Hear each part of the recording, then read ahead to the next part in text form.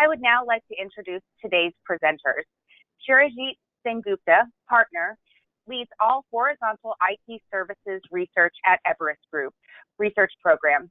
CJ works closely with global enterprises, helping them navigate through technology choices, adoption roadmaps, and optimization of partner portfolios. He also advises the world's top IT service providers and growth and competitive strategies. Abhishek Singh is a member of the IT services team and assists clients on topics related to technology services and platform adoption in healthcare, payers, providers, pharmaceutical, and medical devices. As Vice President, Abhishek's responsibilities include leading Everest Group's healthcare and life sciences offerings. And with that, I'd like to turn things over to Abhishek. Take it away, Abhishek. Thank you, Lucy. Next slide, please. So hello, everyone. Thank you for this opportunity for allowing us to talk about some really interesting research that we have done in the last 8 months of our work here at Everest Group. So what I would like to start off is by talking about some of the key things that we are noticing about digital per se. As most of us are aware that most industries are on the cusp of transformation. There are no two questions about it. Pick any industry and you will see multiple examples of how their leadership, the organizations themselves are thinking about leveraging technology to either transform in their channels, their business strategy, how they want to kind of prepare themselves for the future. And again, the second point is that technology kind of is at the center, kind of a key lever driving transformation for any industry that you pick. We at Everest Group understand that this digital transformation, and it's an umbrella term, I know, and we will touch upon how to kind of demystify some of these esoteric terms as we move along in this presentation. But when we speak about digital transformation, it is not a one and done exercise. What we have realized in our work with most enterprises in helping them think through their challenges, their roadmaps, is that it is a journey. It's a step function based exercise wherein you think of an end goal and then you embark on that journey. And lastly, based on what we have seen as part of our research, what we want to touch upon today are actually 4 prescriptions that we think will really make digital happen in your organization. Next slide, please. So here are the 4 prescriptions, and we'll be going into the details of each one of them. And what they primarily comprise are answers to 4 key questions that we are trying to answer. The first one, where should we start? What we have here is digital transformation equals organizational change. Most of us would think that when we think of digital, technology is the starting point, but no. What we are realizing is that cultural and organizational change is where things should start off, and I'll touch upon why that should be the case. The second prescription for making digital real is around where should we focus. When speaking of digital, most enterprises and industries have pivoted strongly towards consumer experience. But what we are realizing is that unless and until there is a broader definition of users, which includes also workforce, your suppliers, partners, an organization's ability to deliver consumer experience is actually stunted. So we'll talk about the focus aspect. The third question that we will answer today is, what is the biggest external challenge that industries face in enabling or making digital real, and which happens to be talent. And lastly, we'll try and answer the question that you may have in your mind is, who can help us succeed in making digital real?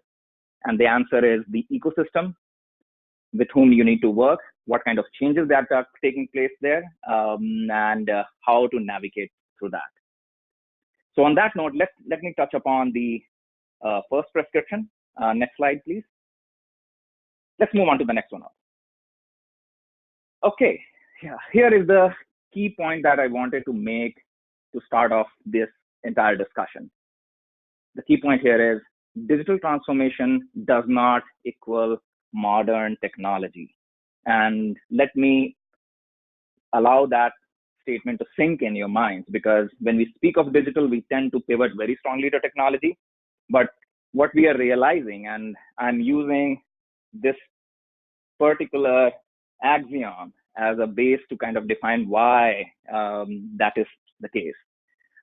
The picture right in front of you is of a computer scientist who 52 years back had postulated this theorem, which is kind of now becoming the cardinal law of digital failures, or you can say a cardinal law of how to make digital real.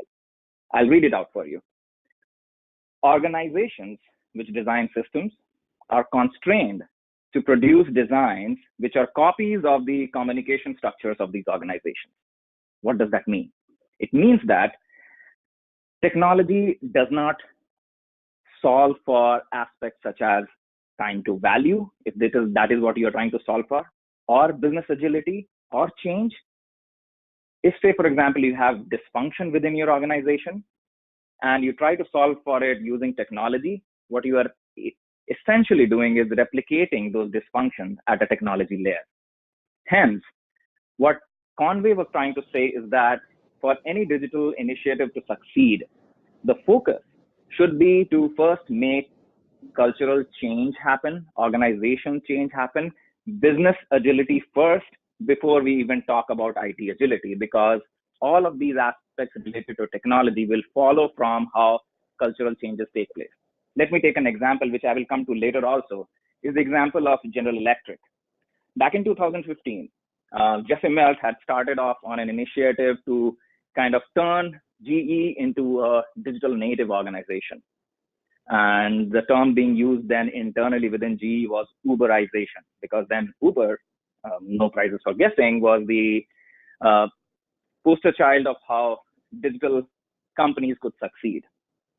However, the fault in that analysis, or analogy rather, was the fact that Uber as such was a digital native firm. It was built on structures which were kind of aligned to how to leverage technology to succeed in the modern day of business, whereas GE had decades of legacy, decades of bureaucracy to solve for.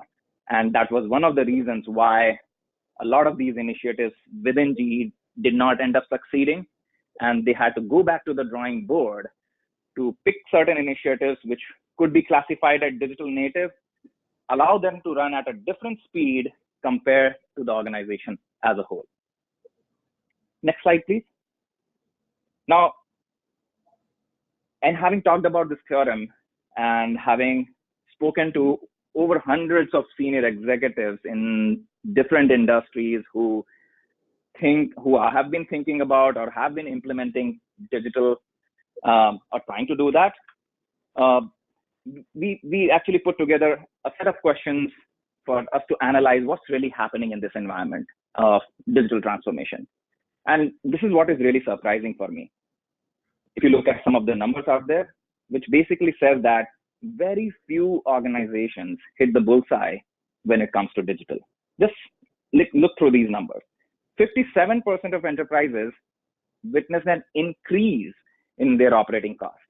I mean, when we are talking about technology, when we are talking about IT, cost is the hygiene aspect that anyone would want to impact, but more than 50% of the organizations are actually failing to do that. 63% of the enterprises lagged a well-defined set of success metrics. 73% of them failed to realize sustained returns, and 78%, which is almost close to 80% of enterprises, failed in their digital transformation initiatives. Let me add some color to it. When we are talking about failure here, it is in relation to the goals that these senior executives had embarked upon. And in having evaluated their performance over 2 to 3 years, this is their self-assessment. Now, the question is, why is this happening? Why are some organizations failing, and why are there organizations who still continue to invest in digital? And that is when I move to the next slide. Next slide, please. On this kind of complicated chart, you see two tracks. There are two colors to how organizations end up implementing digital. On the top, the blue line that you see basically defines those organizations who have thought of a digital operating model and are now embarking on that change by overcoming resistance, sustaining that change, and then scaling it up. However, there are other organizations who continue to rely upon their traditional operating models, want to do the same aspect of bringing in digital and technology to bring about significant change in their business, but are unable to do so. I already cited the example of GE. Another good example of an organization which tried to bring about change using traditional operating models was BBC.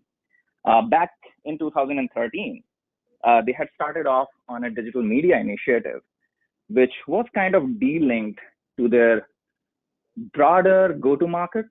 And since they hoped that that digital media initiative would kind of overtake or kind of end up influencing the broader organization by its success and performance, did not happen because the big white elephant in the room, the traditional model that they had, was not willing to change, and just implementing a technology-oriented strategy at a thin layer just on the interface did not make major impacts internally from the perspective of how efficiencies would work and how the organization itself would become enabled for change.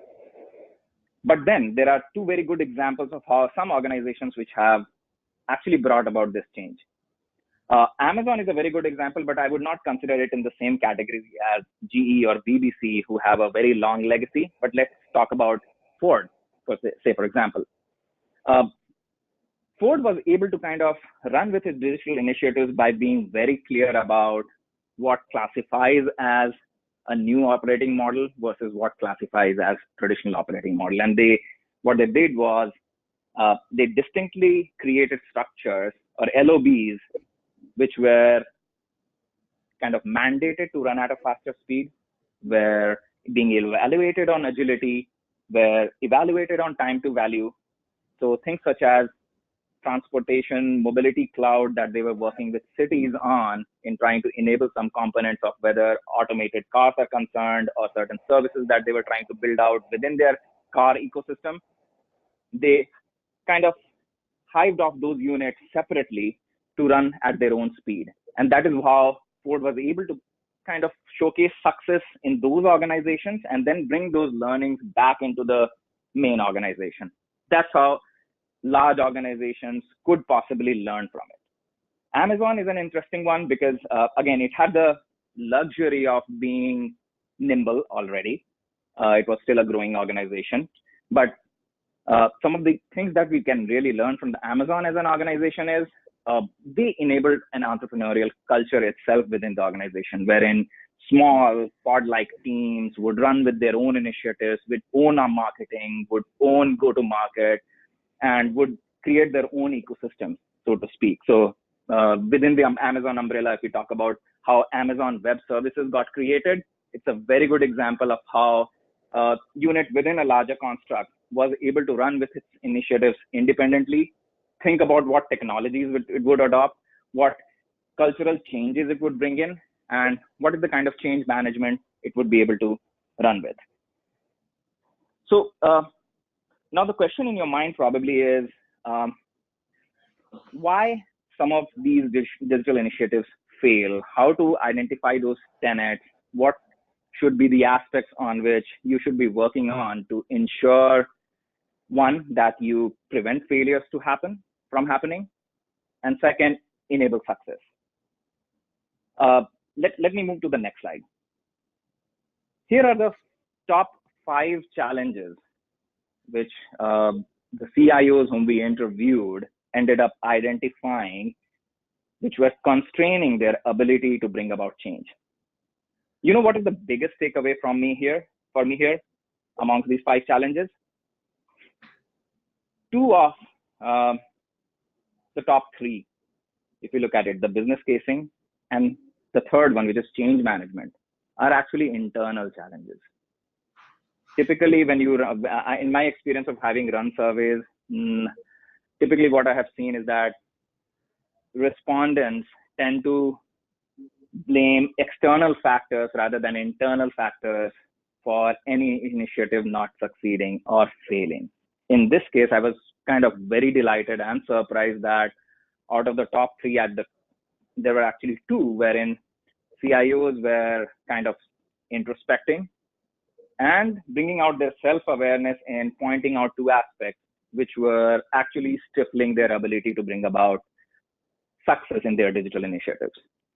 So while there were factors such as vendors and partners and their ability to kind of scale up properly, provide the right kind of talent model, the right unit cost, the right solutions to run digital, or whether it was policy and regulations stifling organizations in industries which are heavily regulated, such as healthcare and life sciences, to run with some of those initiatives. What really takes the meat here is the fact that organizations are now pivoting towards internal change management and how to build a business case for success for some of those initiatives that they want to really take to the market. I want to focus a bit on the point number one, business casing, because that's one area which is becoming very prominent when it comes to making digital real these days.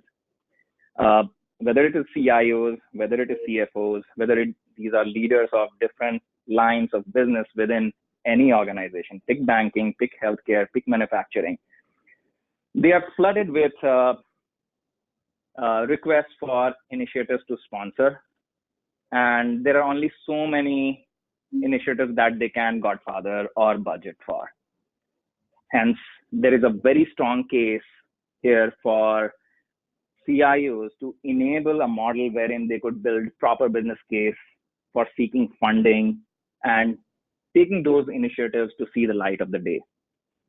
A very good example, the one that I already cited, the Amazon Web Services example within the umbrella of Amazon. That is a very good example of how a business initiative, which was kind of a pet project for a few people within the broader Amazon organization, ended up succeeding because there was strong focus on proper business casing and also ensuring that any sort of change management that was required was aptly handled. There was sponsorship right from the top. While the decision making and kind of the sponsorship was run from the top, there was actually a federated structure which was run by some of these organizations, including Amazon, to run these initiatives, so giving enough independence to initiative leaders to kind of own and run with it.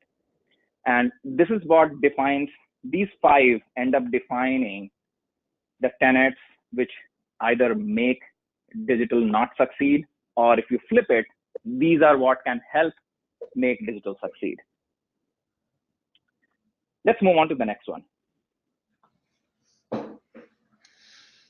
So the entire discussion that we had till now around digital transformation was around those aspects which require us to think about where to start digital from. This particular prescription is around where to focus. And what we have noticed in the broader market is that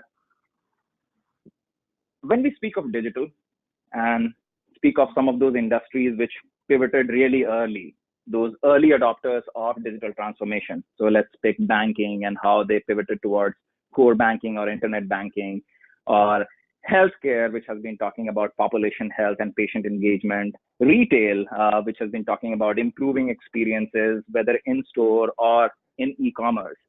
The central talking point across industries has always been consumers. And this is what has been picked up by other industries which are trying to follow from it.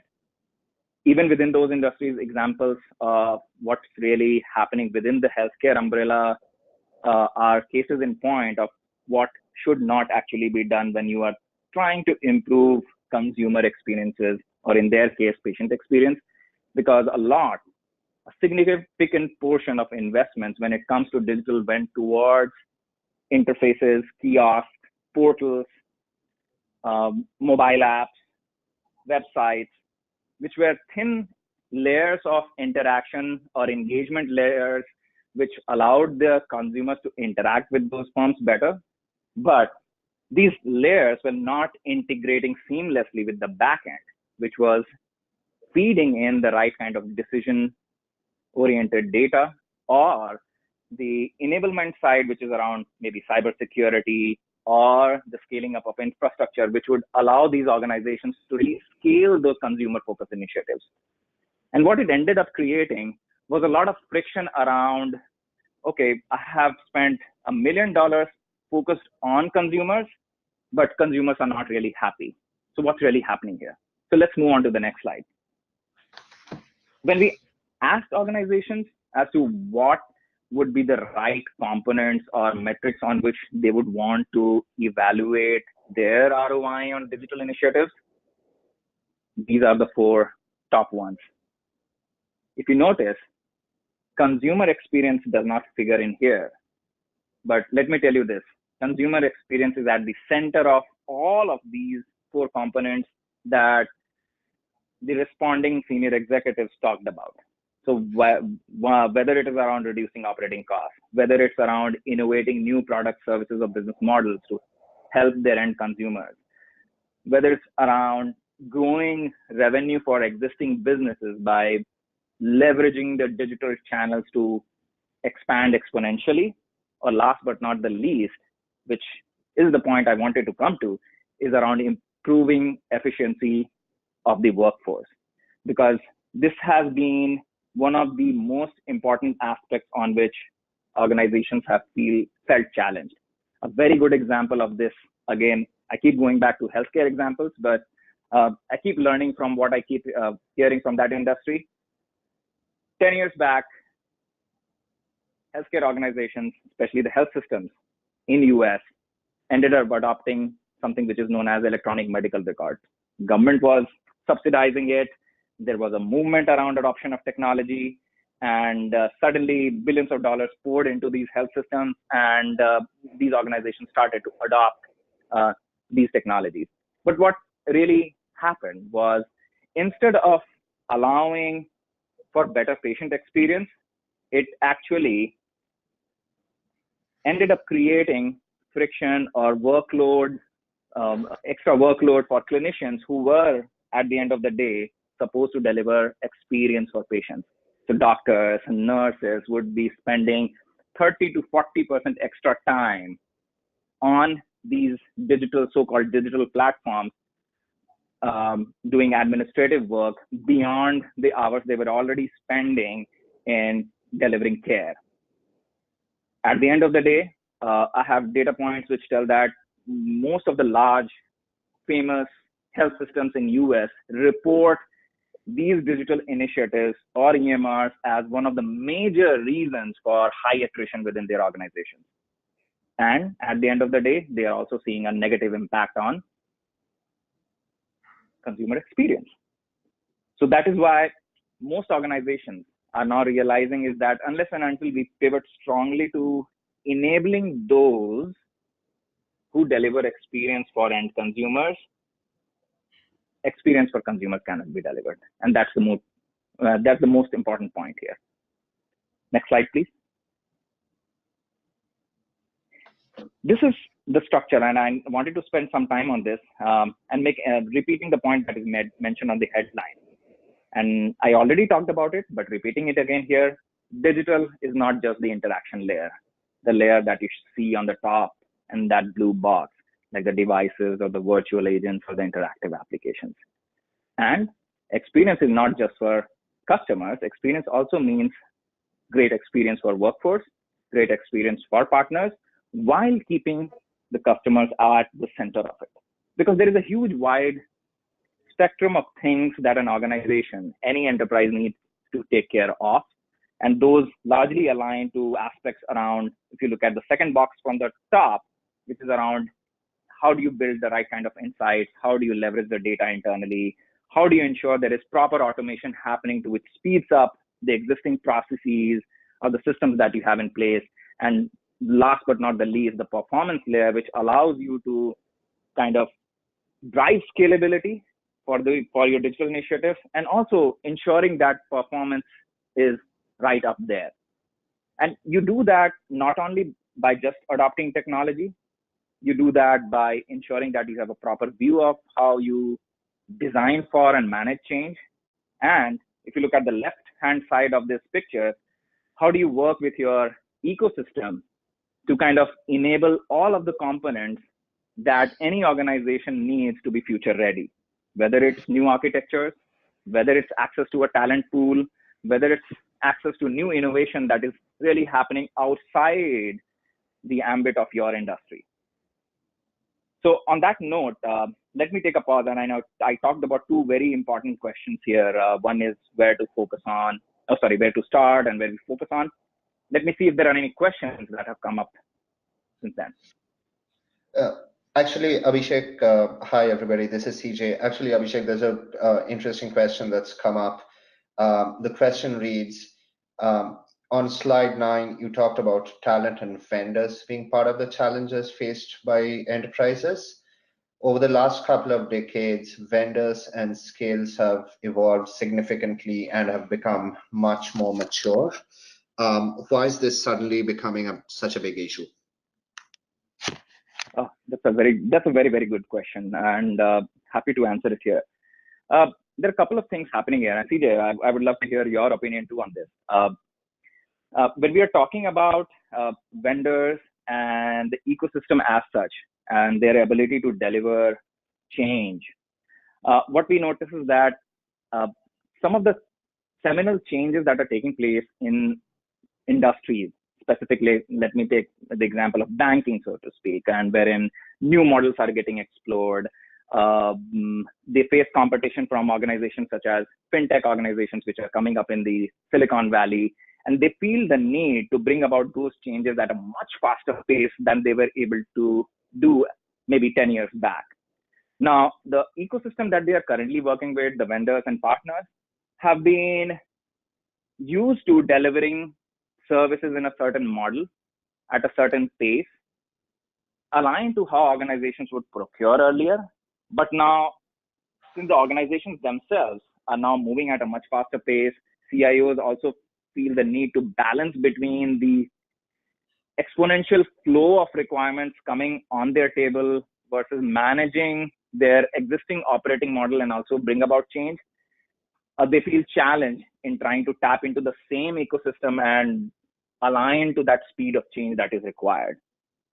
So if Bank of America has to become a fintech firm, which it definitely is trying to do that, what do they really need to do in order to tap into, to bring about that kind of change? And that is where, if this particular slide, if you look at it, slide number 12, which I'm looking at, on the left-hand side, which is the innovation ecosystem, when we are talking about the changes in the supply side that are taking place in the market by virtue of products, which allow CIOs to plug and play into some of those components, which would take 12 to 18 months or even more to implement. Organizations which we provide you a pipe to talent, which was very, very difficult to access, maybe which is very, very difficult to access even today, because those roles and responsibilities and skills that you require are not mainstream, and your traditional vendors may or may not have them. So I think these are the two most important aspects on which we feel the ecosystem will bring about change. And since I'm talking about talent, and the next point, the next prescription is about talent, CJ, I'll hand it over to you to provide some more color and dive into it. Hey, thanks, Abhishek. Indeed, timely break and good segue into our next big theme or a big prescription to make digital real. In the short term, we see talent as clearly the biggest challenge that enterprises need to overcome. And the genesis of this is, as Abhishek mentioned, if we have to rotate to a different operating model with a lot of underlying change, then we need to plug into a different ecosystem, and we also need to measure value differently. And critical to that is the big question, whether we have the talent to enable that change at the speed that we desire. However, as we see, there's a macro aspect to this concern around talent as well. Can you just move to the next slide, please? If you look at this chart, historically, we see that unemployment is at an all-time low for both European and United States markets. And there fundamentally is a macro concern around the fact that we simply don't seem to have enough people going around for all the roles that we need to fill. And if even more acutely, as we see in the next slide, if you look at what is happening in the United States, for example, the unemployment levels not only have gone down, they have gone down below a tipping point.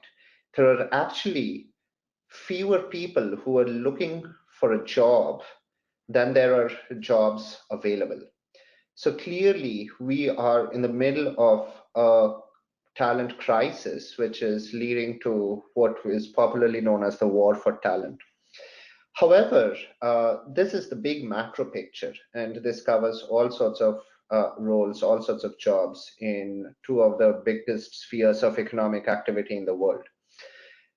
There's also a bunch of micro concerns, which is fundamentally more aligned to what Abhishek was describing, which is really the change that we are observing. And if you bring that down to the level of technology, as we see in the next slide, we simply don't have enough people who are equipped to deal with the demand for all the new tech.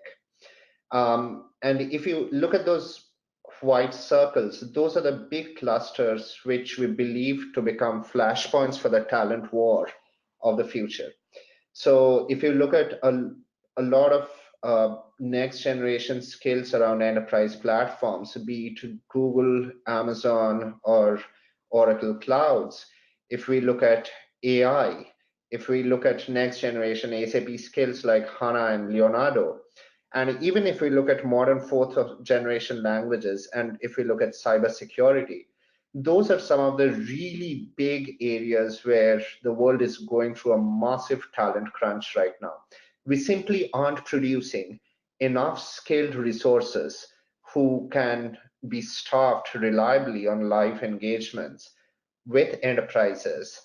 And we simply don't have enough of those people who can meet the current demand or the future demand.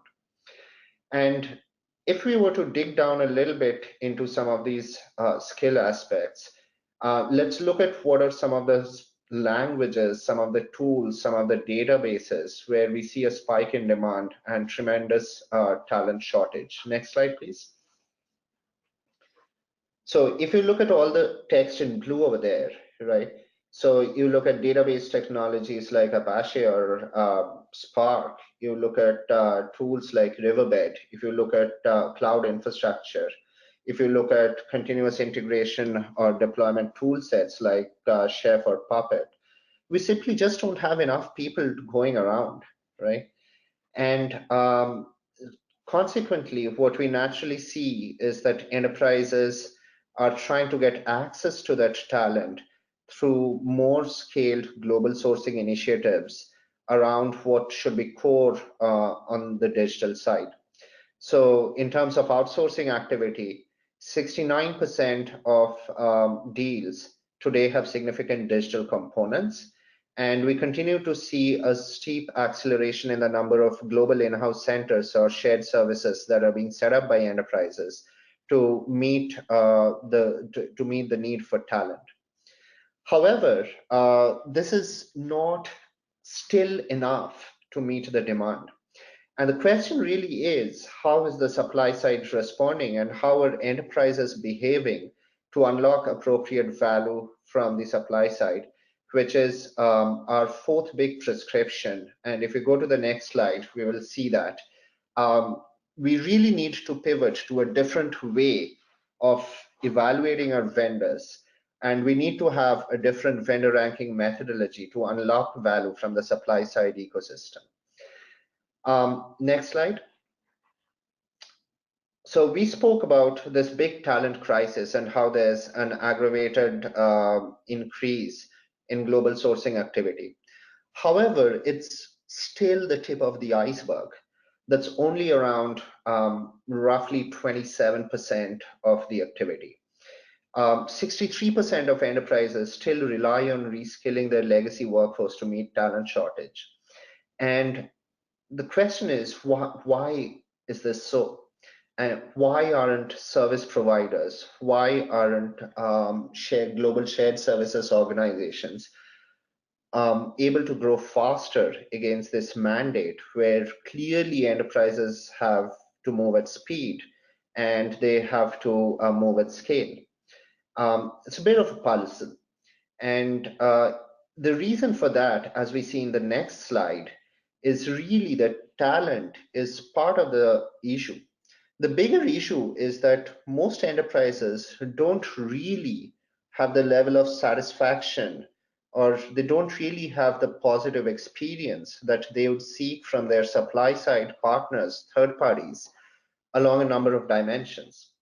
So let me take a step back. So this analysis comes from our interviews with over 270 odd reference customers for the world's top 20 IT service providers. Most of the names that you can think of fit in those top 20. And keep in mind, these are reference customers. And we see that within this cohort, there's a bunch of hygiene factors that are being ticked off all right. So people are happy with fundamentally how they're treated as clients. People are happy with the fact that costs seem to be going down and they're fairly competitive. Hey, okay, you were able to give me technical expertise. I also buy into the fact that compared to 10 years back when business or industry specific domain expertise was a big issue and a big bugbear for customers in the global services world, that's not such a big issue anymore. Most customers are pretty happy and they say, all right, we kind of get it. You guys understand banking, right? Sure, you could do better, but 7 out of 10, okay. Where the real issues are is we don't find you capable, or we don't believe you to be capable of innovating within my ecosystem. We don't get any value add from you. Hey, by the way, I have a huge problem with the attrition that I have with you guys. So you get me a bunch of people. I spend a lot of time and effort in getting them up to speed within my environment, shaping them to suit my context, and then they leave. So talent management is a clear issue. I clearly don't see you as a strategic partner for a lot of things that I do. Now, again, keep in mind these are reference customers. So if you expand this cohort to the broad spectrum of enterprises, we really have a cause for concern in terms of the dissatisfaction that exists within the enterprise client base. Consequently, it's no surprise that there's a strong preference for do-it-yourself, and there's a strong preference for reskilling and upskilling the existing talent base rather than move to the third-party ecosystem. However, if we are to move in an accelerated manner, clever enterprises do realize that they can't do it all themselves. It has to be multimodal, and it's actually faster to leverage a broader ecosystem. So the question for us is, what changes? How do we need to extract value from that ecosystem so that we can move faster in our digital transformation journeys? And if we look at the next slide, we believe that part of the issue, and a big part of the issue, also lies with how enterprises think about their vendors. Traditionally, and the traditional part of the picture is on the left-hand side of your screens, traditionally, enterprises have categorized their service provider partners as staffing providers, tier 2s or tier 1s. Most of this classification has fundamentally been done on scale. It's not really been done on competency. It really hasn't been designed to suit specific strategic objectives from a broad-based enterprise transformation point of view. What we recommend is that if you are really looking to tap into different sources of value beyond unit cost reduction, per FTE cost reduction, price optimization, and if you're really trying to go after innovation, if you're really trying to get into disruptive models, right, then you need to have a very different way of thinking about your third-party ecosystem. And we call this the slots model. That's the bright, colorful picture on the right-hand side of your screen. So SLOT stands for Staffing, Legacy, Orchestrators, Transformations, and Specialists. And I'll probably take a couple of minutes to quickly explain what each of these mean. So the staffing guys are the staffing guys. So typically these would be people who you'd deploy for very specific niche requirements, often in times where you have a demand overflow and you just need niche skills for a short period of time. This can also be deployed in situations where there are particular geographical nuances, classic example being field services. The key value here is, hey, I need specific skills quickly, and then I'm going to release that, right?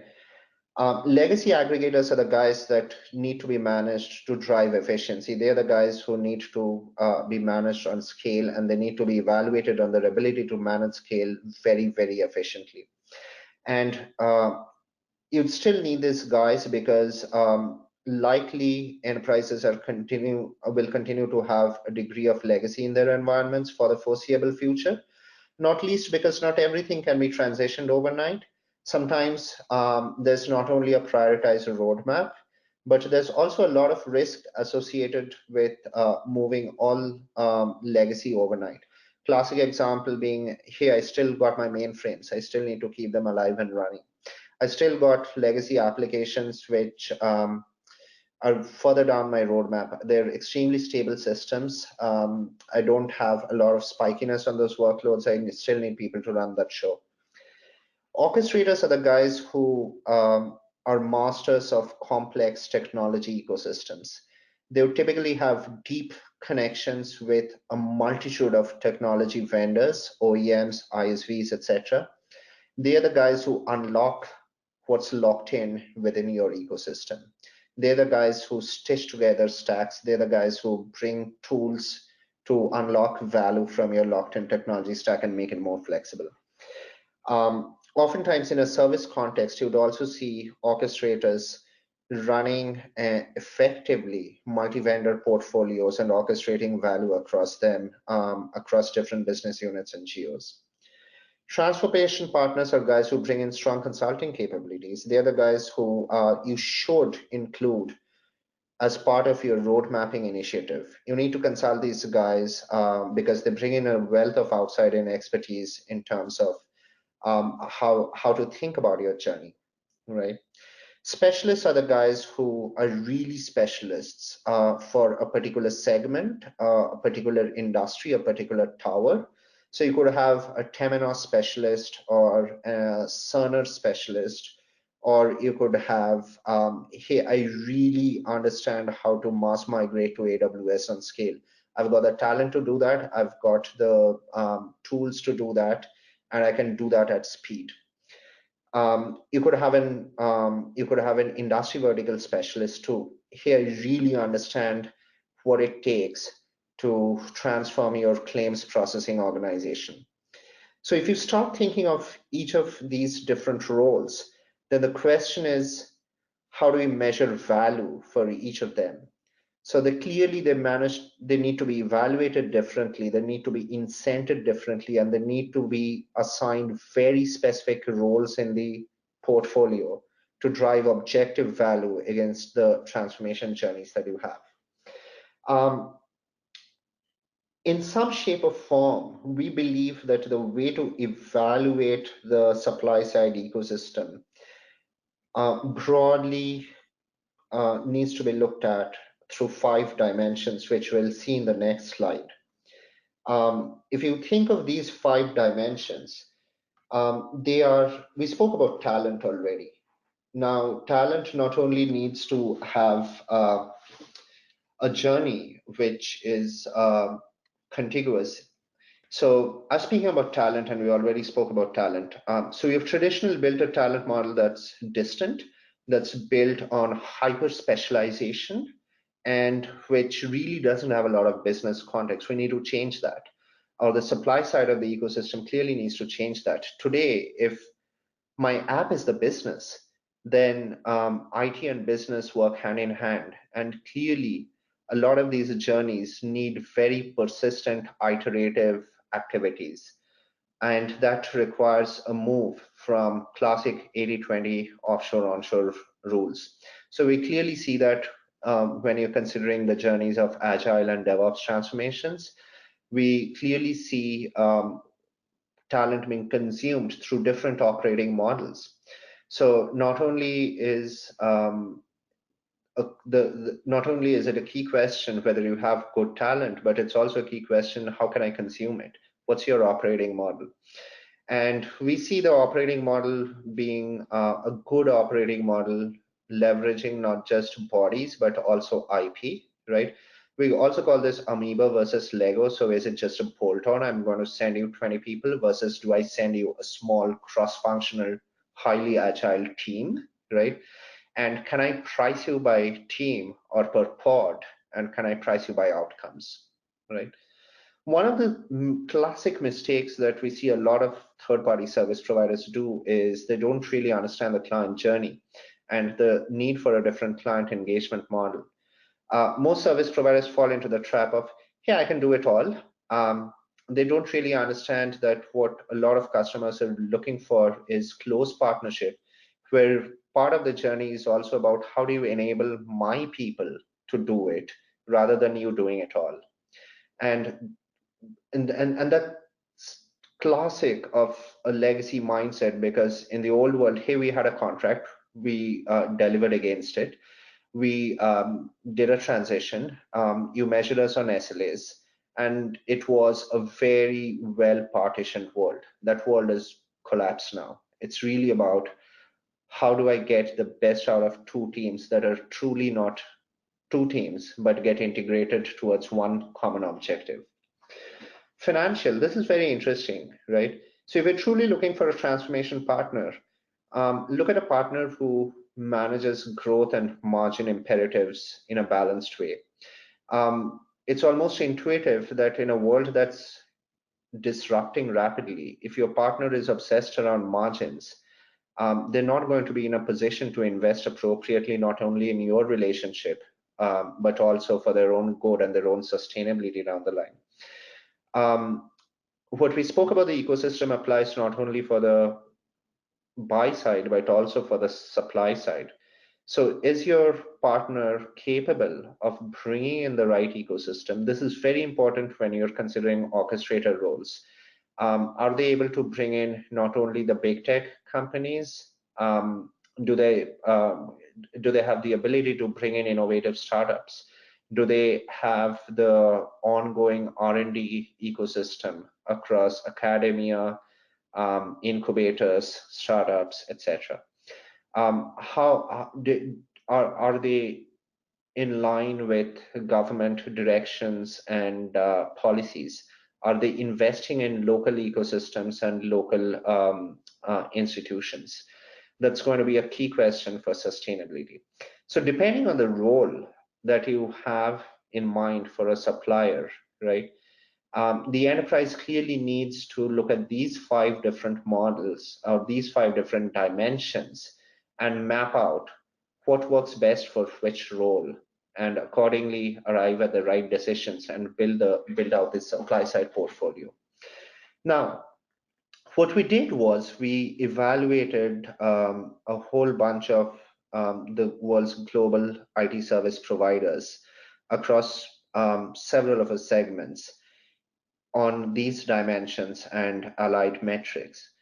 So if you look at this slide, we have our ongoing vendor assessment methodology for 21 IT services segments across verticals, horizontals, applications, digital infrastructure, BFSI, life sciences, and healthcare. And if we go to the next slide, we see a remarkable consistency in results. The top four are Accenture, TCS, Cognizant, and Wipro, and we see them staying consistent over the last couple of years. HCL is a new entrant into the top five. We also see some of the others in green moving up the ladder. The ones in red seem to be falling behind, right?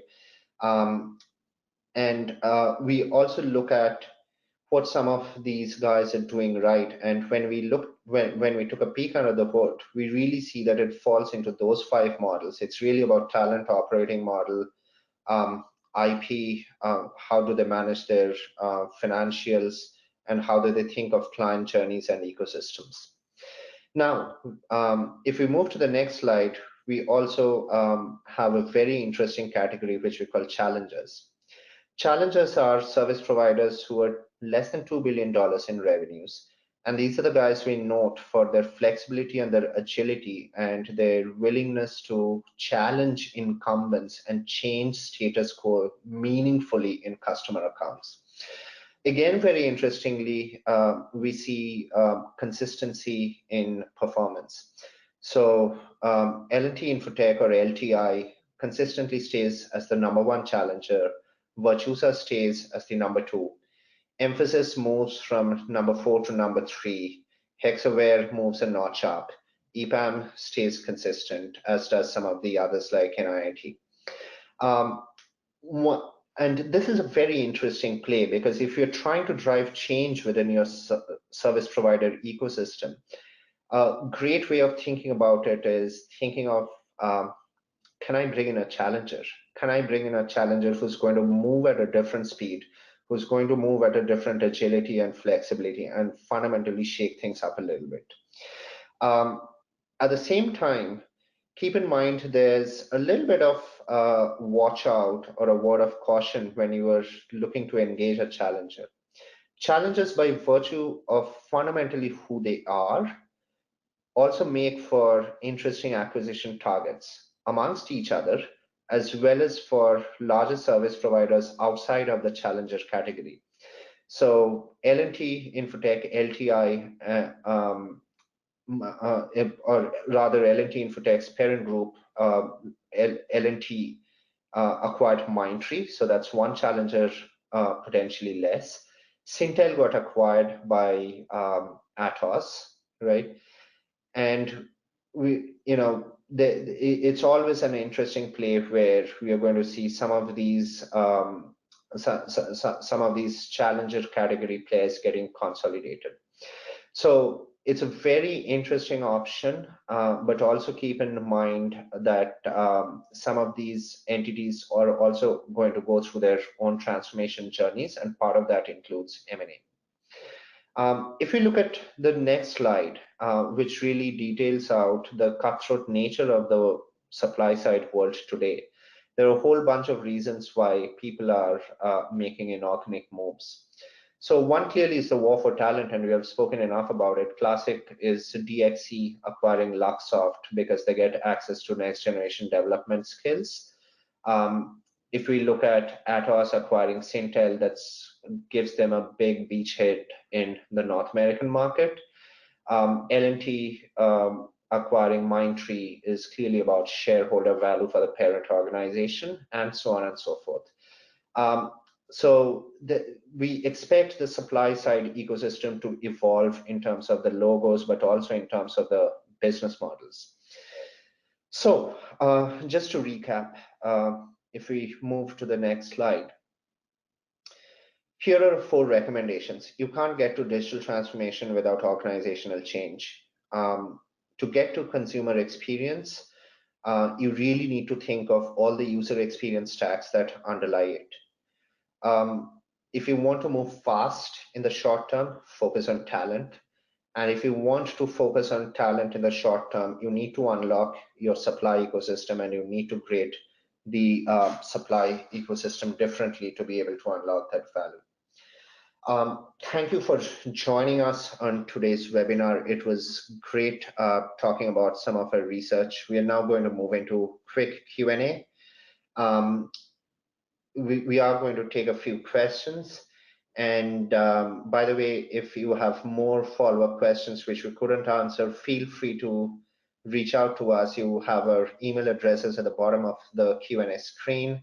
Feel free to write in on any questions you might have pending or any related questions. All right, let's just take a pause and look at Q&A. I've got an interesting question. So Abhishek, I'm going to ask you to take this question. Why is workforce experience suddenly becoming so important? And can you share an example of poor workforce experience? Great question. And I think to some extent, I did try to touch upon it when I was talking about why workforce or user experience first before trying to deliver on consumer experience. But primarily, I mean, when we are talking about workforce is the central pivot or the central resource arm that you have, which delivers experience for your consumers. Think of it that way. So if you have to make consumer experience happen, achieve those metrics, workforce is your primary lever to help achieve that. Hence, anything and everything that enables the workforce to deliver experience for consumers should be done first. And that is why, let me take a very popular example around how artificial intelligence or, say, for example, chatbots are now getting used in contact centers.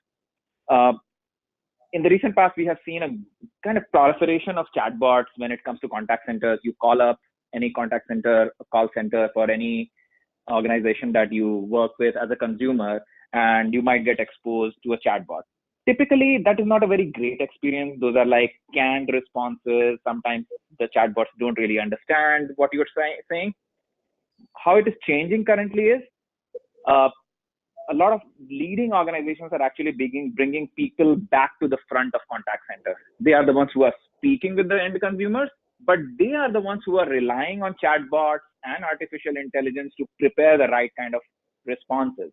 To get access to those data points will help them get to informed answers sooner, faster, rather than waiting and in a cycle of loops to kind of get back to those. So that's what my answer to that is. Since we are kind of short on time, I'll fall back on that example on healthcare, wherein I talked about how electronic health records, which were meant to deliver excellent patient experience in a health system setting, actually ended up creating huge amount of workload for clinicians and physicians and led to attrition. So neither patient experience was delivered. Instead, it ended up creating poor workforce experience, and hence the core objective of the digital was not met. Great. We are just at the top of the hour, so thank you for your time today.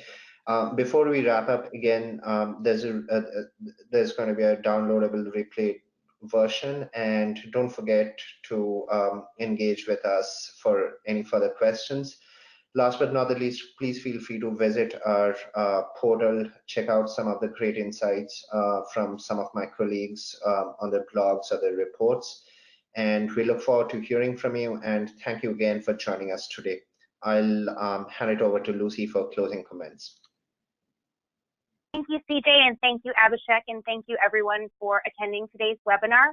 Again, you will receive a follow-up email within 1 to 2 business days with a link to download the presentation slides, along with accessing the on-demand playback of today's live session. In addition, please be sure to check out Everest Group's blog and other complementary resources to access their current perspectives on IT services and more.